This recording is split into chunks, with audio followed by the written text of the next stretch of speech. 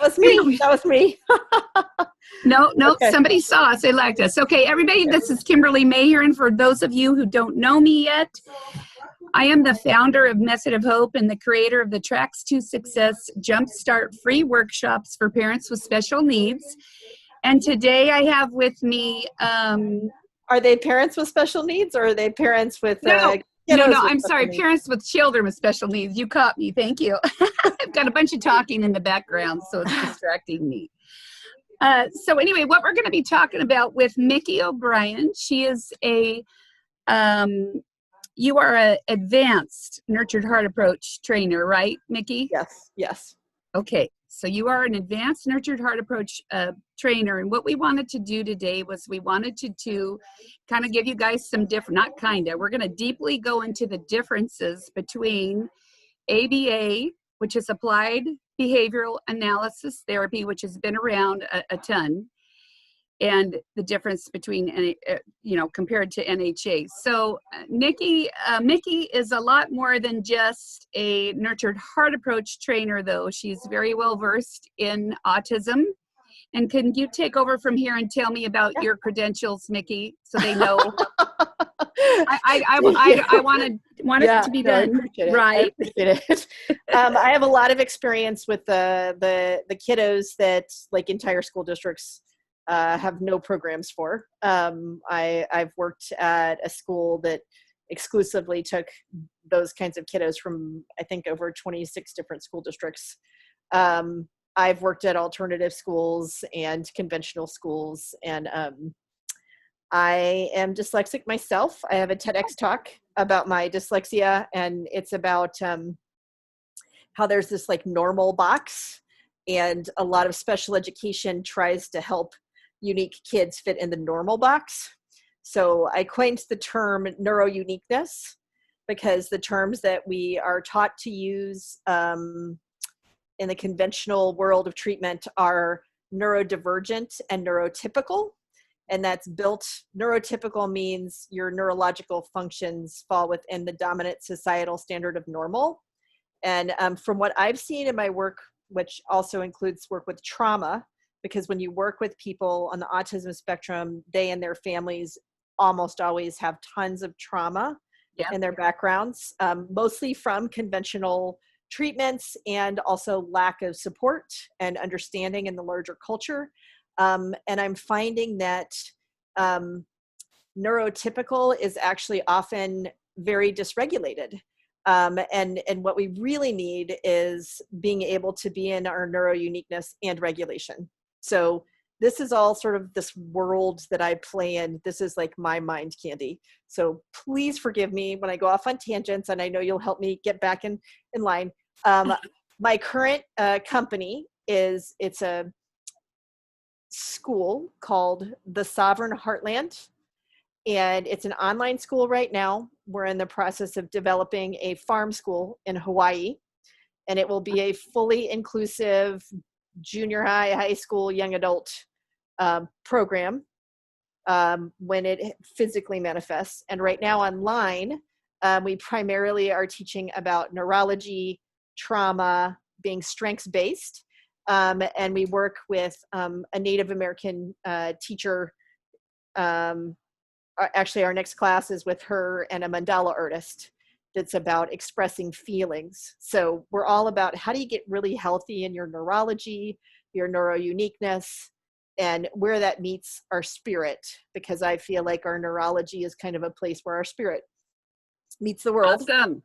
And I have a master's degree and a lot of teaching credentials, and that is So I wanted to hear that, and I wanted to kind of slow you down on what you're doing, because usually I touch on that towards the end, right? Can you hear me? Yes. Oh, good. I want to make sure. This is really weird when we do it this way, because I'm looking at my phone, I'm looking at my computer and trying to get used to this. So anyway, you have tons of experience and you have seen ABA therapy. So in all that you said, have you actually performed ABA therapy, or you've just been around it in the schools and stuff?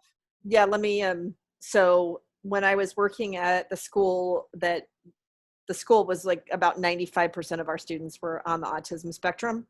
And I would have every student had a team, and many of them on our team somewhere was an ABA, like, certified practitioner. But we did strengths-based wraparound services. So our teams really worked in a strengths-based way. So I was writing ABA stuff along with a certified ABA person, and I've been asked many, many times to get that credential. I know how to use it very well, and how to put it into IEPs, individualized education plans, which is what conventional schools do around special education in the United States. Right. So yes, I'm well versed in ABA, and I also, when I got my special education teaching credentials in California, I had tons of classes on that included ABA. Okay, so now tell me, how many years have you been an advanced nurtured heart approach trainer, and how many years have you used it very thickly? I've been a advanced trainer for 5 years. So I became a trainer before that, and then became an advanced trainer. And I've been using it. I was using it before that, but didn't know what it was. So one of the reasons I went to Nurtured Heart Approach is because I needed a way that I could teach other people what I was doing strengths-based. Because it's not, for a lot of people, it's not what they just naturally do, whether Right. they like learned something else that wasn't strengths-based, because being critical is more the norm, and being strengths-based is not being critical. It's not being like fuzzy in your thinking, but it's not being like finding everything that's wrong and hammering away at it. Yeah. So I already was doing that because that's the only thing that works with autistic kids. And I was doing it with ABA. So a lot of times what ended up happening is that my boss, who was brilliant, the vice principal of this special ed school, my boss and I would coach the ABA people into being strengths-based when they came to work with us. We wouldn't let them, we wouldn't do what they wanted us to do. We made them do what we wanted them to do. That's so funny. In an awesome way. That's kind of funny, because it's like you're going against the grain under the radar, under the carpet there. It's like, well, I'm going to do what feels right and what works. I don't care what people say. And I think we need more of that, right? Yeah. It kind of reminds me, I don't want to get too much on a tangent, but back in the day when I was a dental assistant, I worked for oral surgeons, and it was just a mess in that office. And they were pulling teeth just to make money when, they pulled teeth when they really didn't need to pull teeth because they wanted more money. And I was catching this and stuff. And I remember it was so hard to work there, but I stayed there because I would run behind these dentists that were doing that, and I would totally sabotage what they were doing. I'd talk to the patient and say, no, and then I would get this other surgeon who worked there who was doing the same thing. So him and I would just get together, and then one doctor would come and say, you need all your teeth pulled. And then the other oral surgeon would come in with me, and he would say, no, he was this old guy, And so we stayed working there as the little angels trying to save all these people's teeth, even though, we were going against the grain.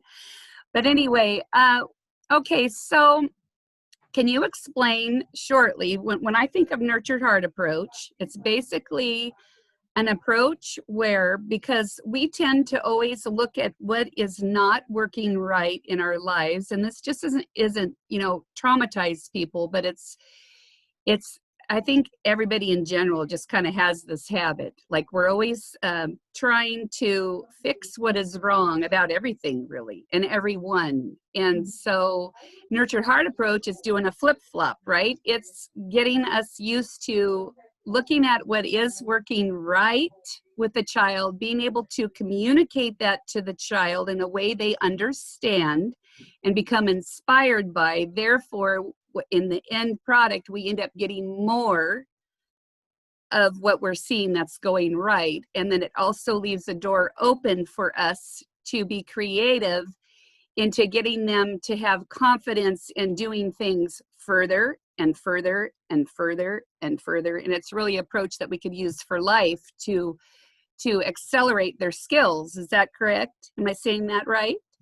Yes, you said it really, really well. And another thing I like to add to that is that oftentimes we think we have two choices in the way we parent or teach or work with kids. We think we have to be super controlling, or totally anything goes, laid back, right? Yeah. And the nurtured heart approach is in between that. It calls on us to really get in our own strength and our own power and our own intuitive understanding of the world, be fully present and focus on what we really want and what's really working, and not giving. This is one of the things I've found that is the hardest thing to teach and coach about, because I also not have to be right. When we're caught in that binary thinking of you have to do it this way or this way, there's a right or a wrong way to do it. And we literally, in our mindset, put ourselves in a corner. And now we have something we have to defend. And it's it's a tricky thing. Our neurology wants to do that, especially if we're not regulated, right? So, and it's if you've been traumatized, it's really hard to be regulated. You're doing the best that you can. And as you start to learn to regulate yourself and come back to your own greatness, now you can hold this field, you can hold this space for your kiddo to do the same thing.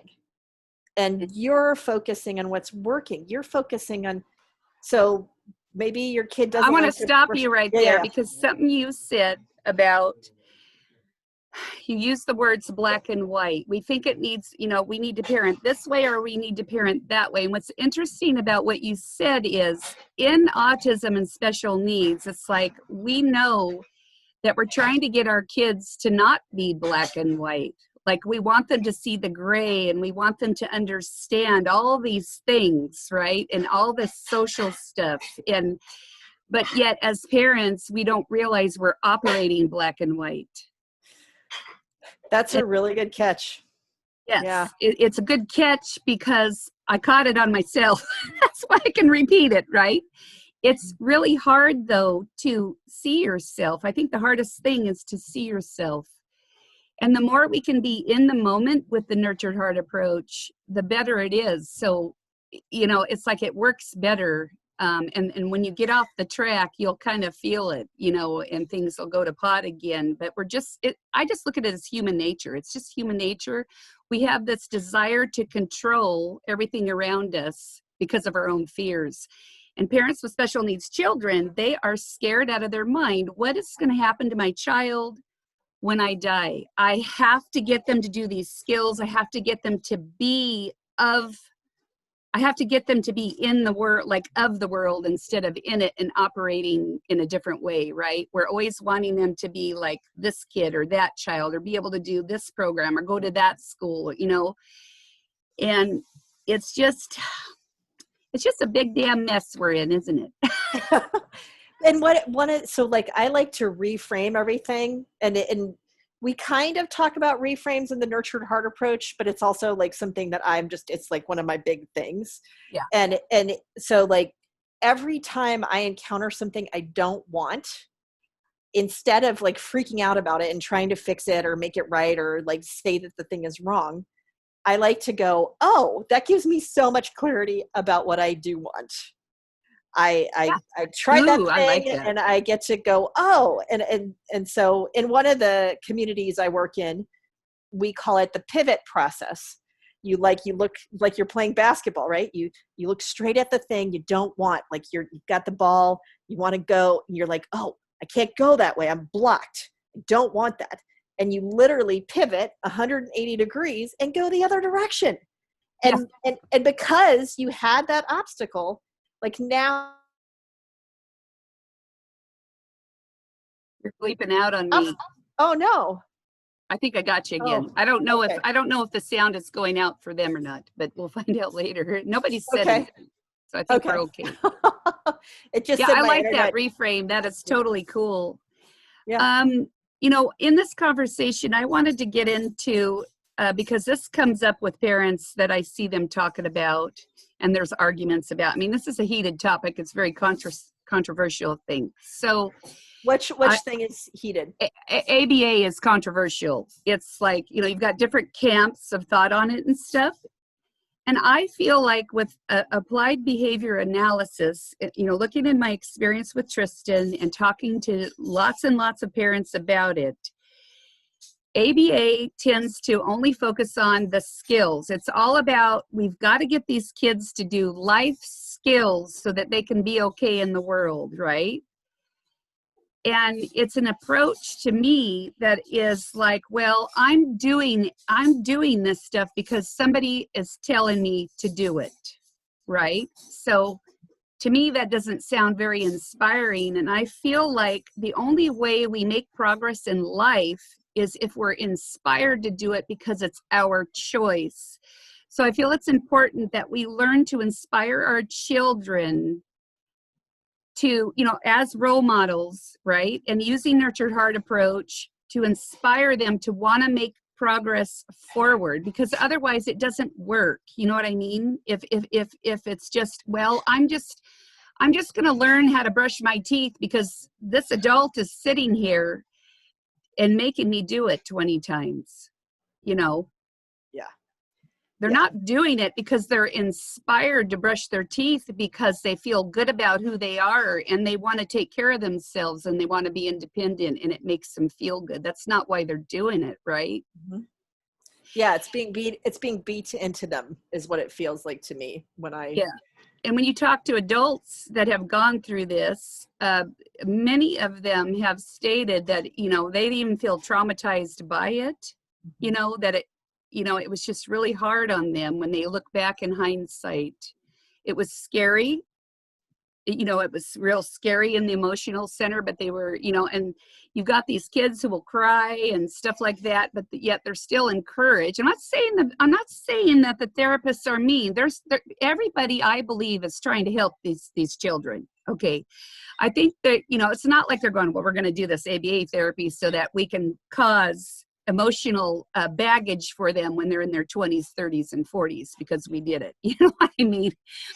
So I know they're not trying to do that, but I think we need to really be open to listening to the autistic adults who have experienced this and now can express their heart center in words to tell us, hey, this is how it made me feel. You know what I mean? I think that's important.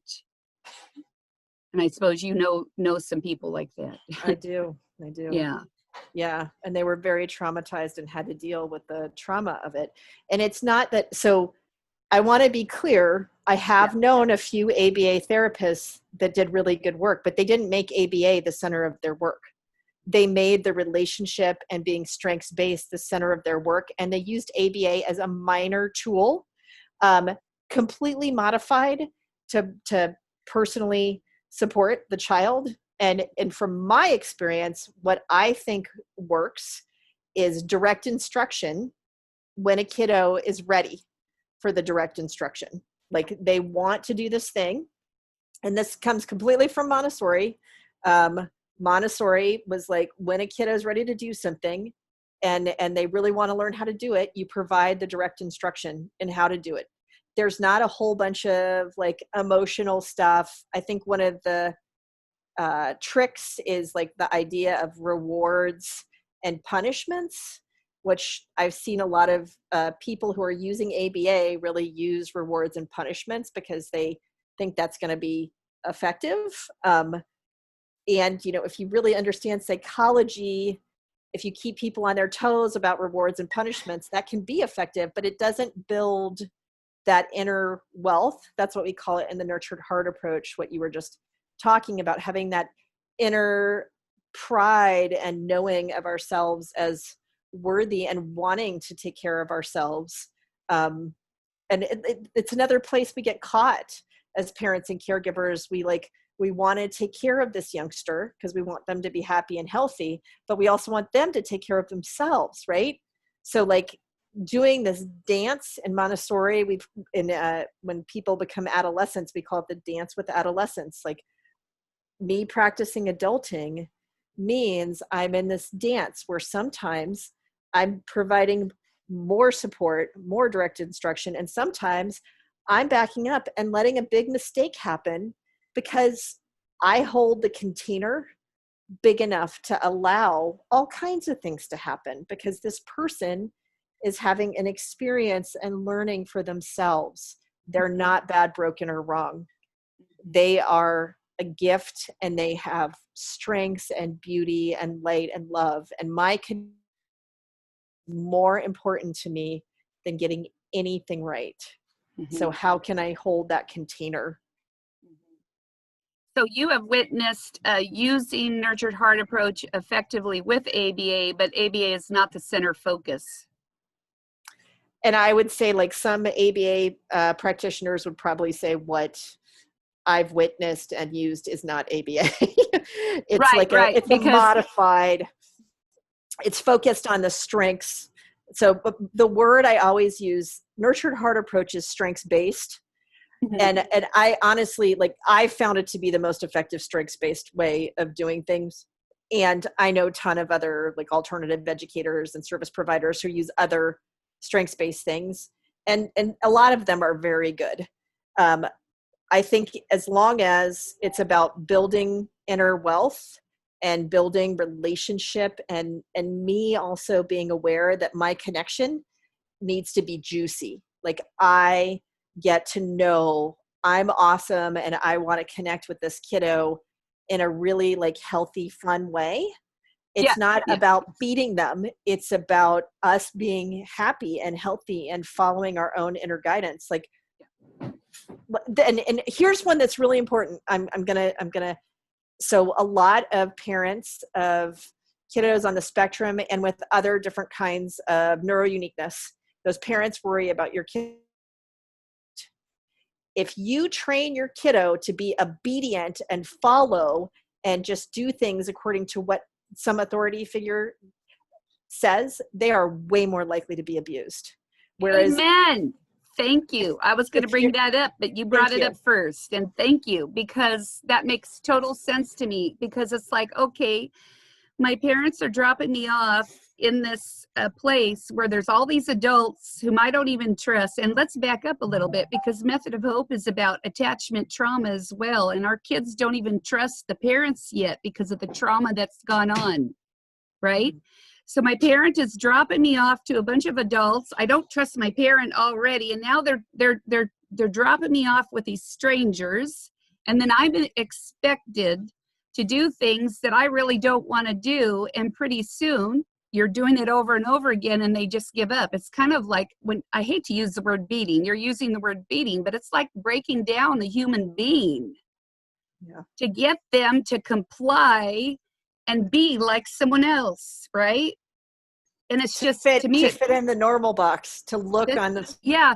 And it's saying, I'm broken. I'm here because I'm broken. The other kids don't have to do this kind of stuff. Something's really wrong with me, and now I'm having to go through this, and they don't understand it all. You know what I mean? That's and I can understand why, as autistic adults, it takes them a while, years and years, right? Because they're traumatized, a lot of them. And then it takes them a long time to look back and go, shoot, that really was hard on me. I knew it was, but now I can put it all together and integrate it, right?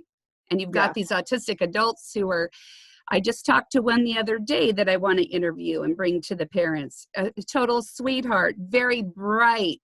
Didn't know she was autistic on the spectrum until she was older. But she told me, she said, when she was younger, she was so afraid of human beings, right? And so what she would do is just isolate herself all the time. She couldn't bring herself to talk to people. She didn't understand them, and she had been through all this stuff, So now that she's come out of her shell, and she was, totally quiet and selective mutism a lot and stuff like that, and she had a hard time with her mother, the way the mother talked to her about it, and gave her a hard time about it. Then she became an extrovert all of a sudden. Once she healed far enough to realize, and she uses nurtured heart approach on herself. She says it's been the best thing that she's ever done for herself. And now she's an extrovert, and she's going to college, and she's getting her psychology developmental degree so that she can go into research, right? And bring NHA into the research if she can, and so forth. She wants to do some studies and make it count. And I'm like, wow, that's just inspiring, right? I love to bring those things to the parents, you know. And part of what you just said points to how interactions with other people affect our neurochemistry. Absolutely. So these youngsters, and I want to, like, this is one of the things we say when we're training parents and caregivers and teachers in the nurtured heart approach.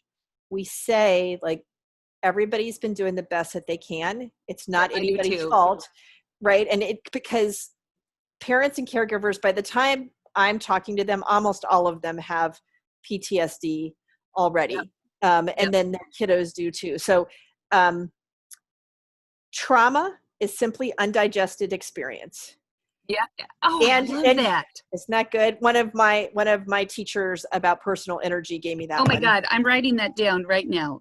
And I think it comes out of the Peter Levine school of looking at trauma and how to process it. And there's just really simple ways of processing trauma. And one of the keys, there's actually two keys I really like to point out.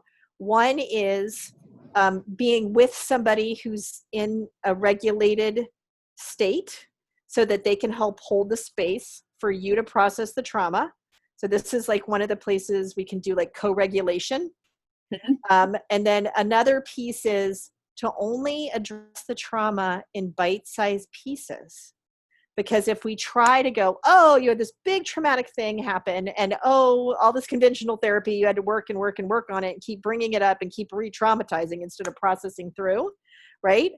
So you do it in little bite-sized pieces with a person who knows how to hold the space for you and co-regulate. And that person can consistently keep you coming back to, you let it work through your body and then you let it go. And we have all different ways we can do that. Oh, you don't have to do it a specific way, but that starts to make it so then in a neurochemical way, you start to be available for connection, right? Because connection was scary. Like, to me, one of the things I've learned in doing my own personal work, a lot of my opportunities for connection as somebody who's neuro-unique myself, a lot of my opportunities for connection were conditional on me being and acting the way the other person thought I should. Oh, same here. I think we all have gone through that. And being codependent. I think a lot of the norm, like even the way we teach social emotional learning in schools, a lot of that is really codependent. It is nasty and ugly. And I find it very upsetting. I get a little dysregulated around it. So I'm going to just calm myself down here. Get real passionate. No, I hear you. It's okay to be passionate. It's okay.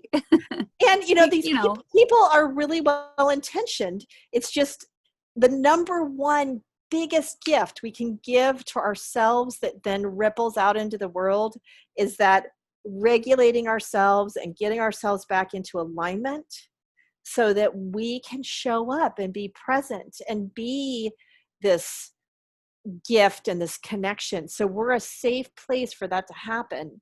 Yeah. So if I'm walking around anxious and trying to I'm worried and anxious, I'm not available to build that kind of relationship and energetic connection that this kiddo needs and this parent needs and that the world needs. There's so much mainstream dysregulation going on. And I'm telling you right now, that is not normal for human beings.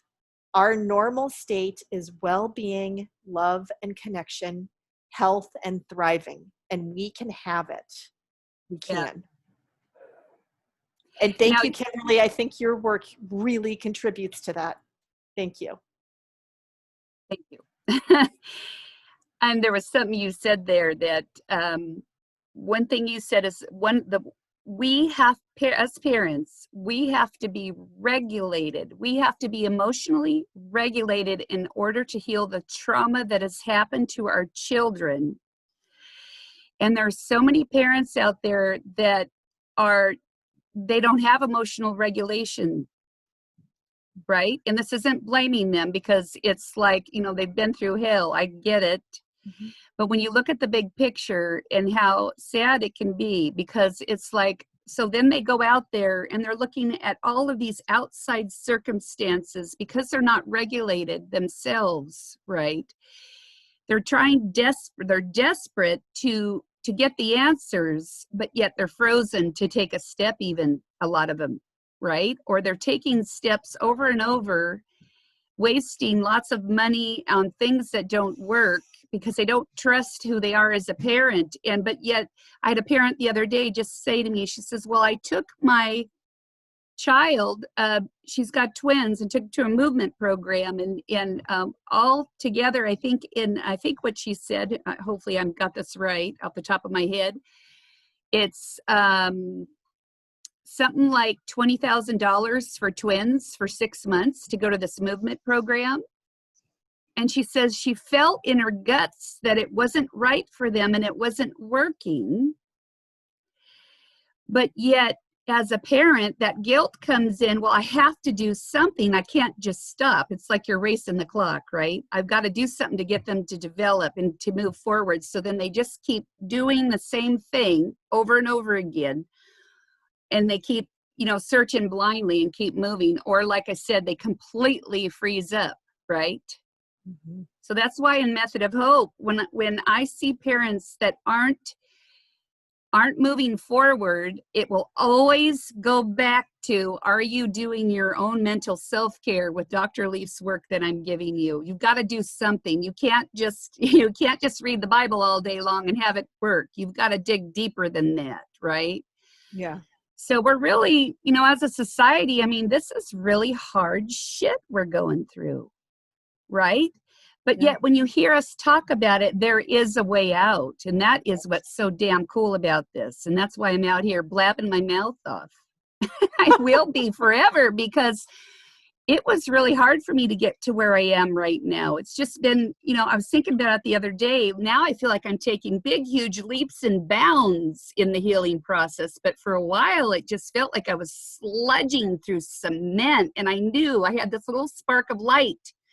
And I was following that little spark of light, and something just kept saying, go this way, go this way. And I just kept going until finally I was like, holy shit, I've got to help the parents. I've got to tell them about this stuff and just keep blabbing about it, right? And I think that point of trusting ourselves, like coming back, and the larger culture is set up for you not to trust yourself, because Amen. it's a part of how capitalism is built. Yep. It doesn't have to be. We can have a healthy version of capitalism, but that's a whole nother story.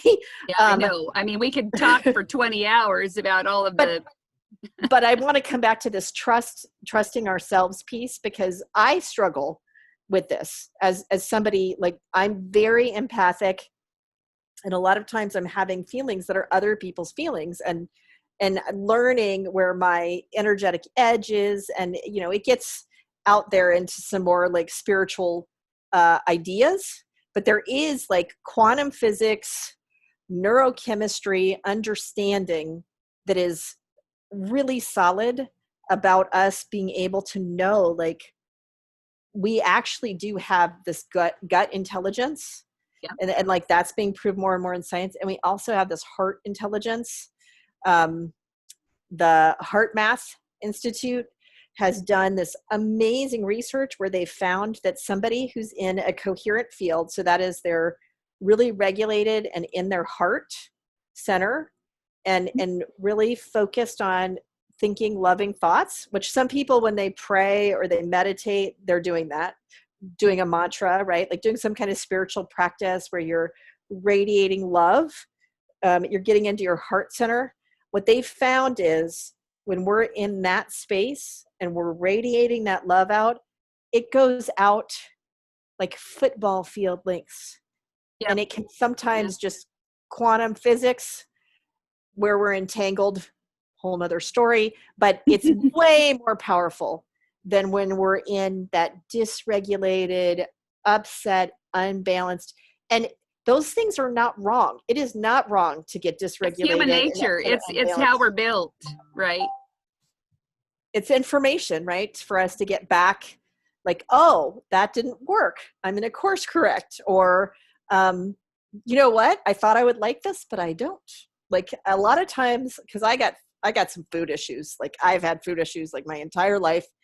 And a lot of times I think, oh, I'm really going to like that. And then I'm like, I don't, it's like, it's got one thing in it I don't like. I'm like, oh, I didn't think about that. So now I have to like redo the whole recipe so that it's something I like, which is okay. It's just course correcting.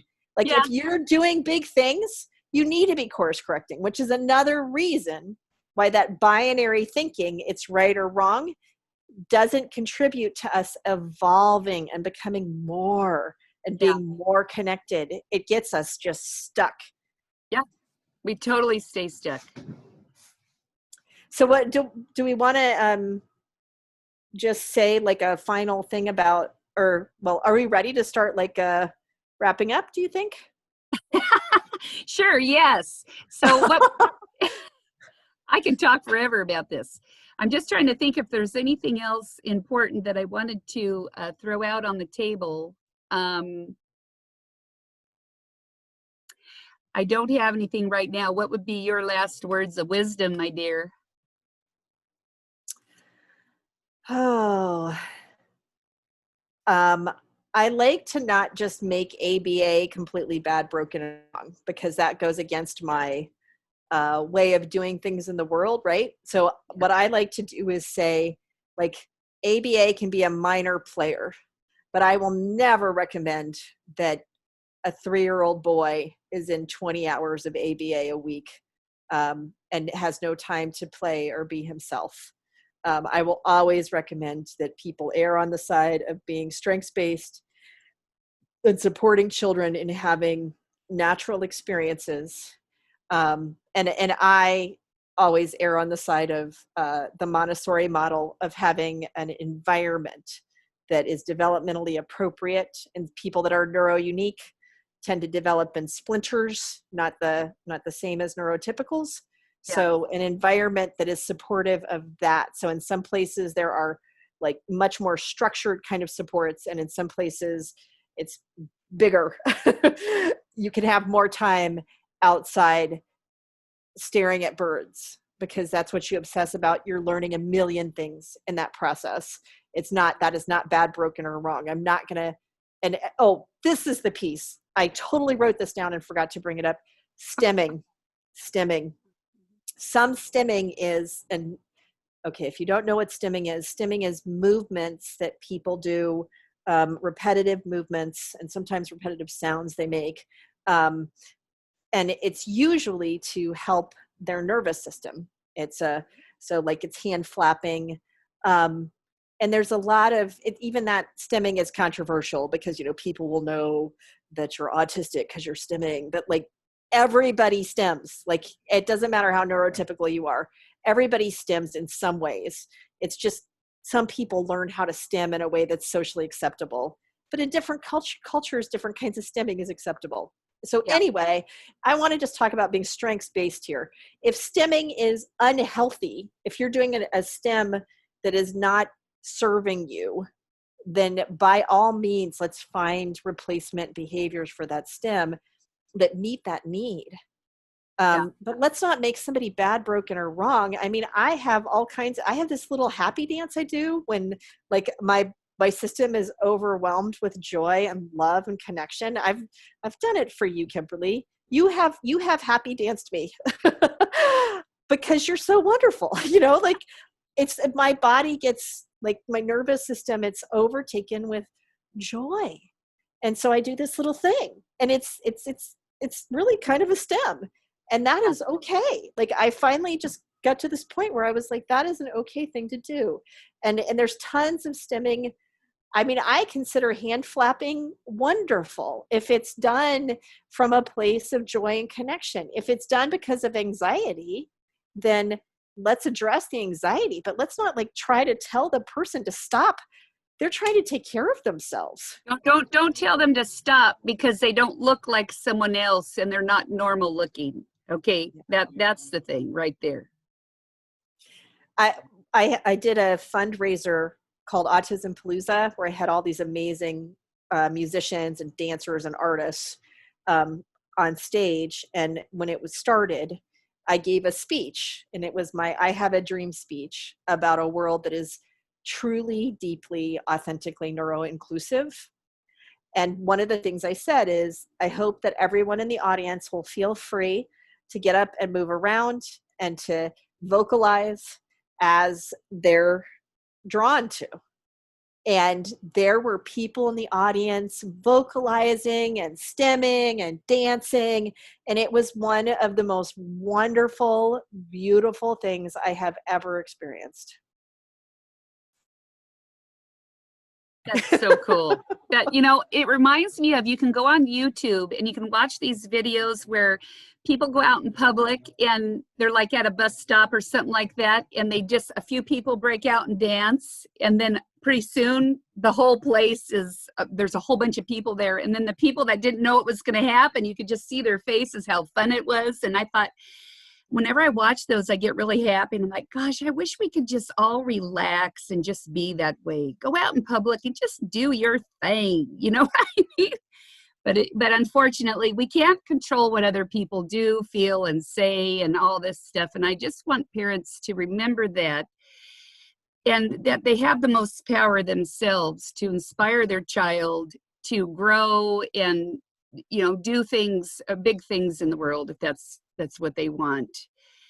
And I don't know if I'm getting through or not, but I hope so. Hope maybe I will eventually. I just appreciate what you're saying about the stemming. Tristan has had some stemming, really rough stemming for a big part of his life. And I too am guilty of, well, you can't do that. And lecturing him, don't do all this roaming because people don't understand that, and blah, blah, blah. It was before I did Nurtured Heart Approach. But you know what? It took about 5 to 6 days of Nurtured Heart Approach to stop that roaming. And that just freaking blows my mind. You know what I mean? Mm-hmm. That speaks a lot. What do you think happened? Well, because I used Nurtured Heart Approach, and I changed my whole outlook on it and just let it be. But when he wasn't roaming and he was being appropriate, and, you know, because it was to the point where he was basically doing it on purpose because I was trying to get him to stop, and he was fighting for his independence is what he was doing, you know. And I inspired him to stop. I just said, gosh, you know, like when there was a moment when we would be doing something, I'd say, gosh, you know, I noticed that you're not roaming all over the living room right now. You're instead, you chose to make a choice to do something that needs to be done right now, like X or whatever. And I thank you for that, you know, and just really inspiring him to do something with his time. And Nurtured Heart Approach is what finally made him realize, I think, that, you know, I do care about him, and everything about him matters. He just wasn't feeling validated or seen or heard because I was too busy trying to fix him, basically. He was always the project, right? And that was really hard for us to break out of. I mean, it still comes back on certain times and I get off track, but I catch it much faster than I used to, you know. Right. And that speaks to you doing my own work, really, just, you know, relaxing and stuff like that, you know, doing my own trauma work and stuff. Mm-hmm. And when you spoke about, one last thing I want to say, because you said, well, I don't like to, you know, badmouth ABA, basically you were saying, right? Because we don't want anyone to feel like, you know, they're being the bad parent or anything. That's not why we're here. I want you to get inside these people's heads, and what would it feel like? How would you feel like if you were in their shoes and all this was happening around you, right? But I'm not afraid to say that I am not a proponent of ABA, and because that's who I am, and that's what I've experienced, right? And I just don't think any form of it is that effective after knowing what I know now and seeing what I see now. I'm okay saying that. I hope nobody gets mad, but we all have an opinion and choices to make, right? And I just want to share it through my experience. So it's Absolutely. And okay I to not won't, like therapy. It's yeah, okay, yeah. you know. And I won't use it. I don't, yeah, I Yeah. hear you. I consider it, I think it's going to be looked back on as a very negative thing that was done in the future when we understand. Well, we're already on our ride there, right? Tristan is Yeah. 22 years old. And it was but we take a long time. Yeah, it's tough to get from the leading edge into like mainstream usually, including even in like medicine and science. It's like, it's the average is about 20 years. Well, they're being a little slow because back when Tristan was little, that's the first thing I did was ABA with a private autism school. And they were very good at what they did and had a great reputation. But I couldn't afford it anymore. It was like we were doing 20 hours a week. And I was like, God, and I wasn't really seeing a lot of change, right? And so then I quit. And then shortly after, when I called them up, they said, well, we're not doing ABA anymore. I said, why? And they said, well, we've done a lot of research into it. And they switched over to relationship developmental intervention in their school. Right. Wow. Wow. And they just got rid of ABA altogether. And I had just missed that boat. Right. So, but I didn't know I was going to find NHA many years later.